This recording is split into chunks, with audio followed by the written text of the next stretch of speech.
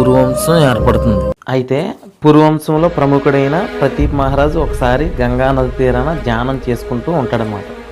అయితే ఆ ప్రతీప్ మహారాజు అలా ధ్యానం చేసుకుంటూ ఉన్నప్పుడు గంగా నదిలోంచి ఒక దివ్యమైన స్త్రీ వచ్చి ఆ ప్రతీప్ మహారాజు తొడపైన కూర్చుంటుంది.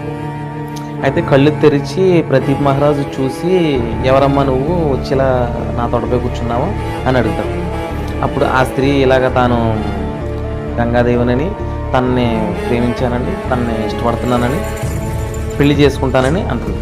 అయితే ఈ ప్రతీప్ మహారాజు తన భార్యతో తప్ప వేరొకరితో అలా ఉండాలనుకోవట్లేదని, ఎవరిని తన దుర్బుద్ధితో చూడనని చెప్పి గంగాదేవితో తనలాగే ఉండే, తన ప్రతిబింబంలాగే ఉండే, తన రూపంలాగే ఉండే తన కొడుకునిచ్చి గంగాదేవికి ఇచ్చి పెళ్లి చేస్తానని అంటాడు.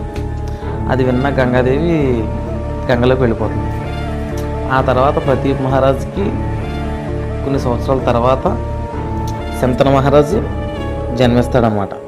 మిగతా విషయాలు పార్ట్ 2లో చెప్పుకుందాం. ఈలోపు ఈ వీడియోని లైక్ చేసి మన పేజీని ఫాలో చేసేయండి.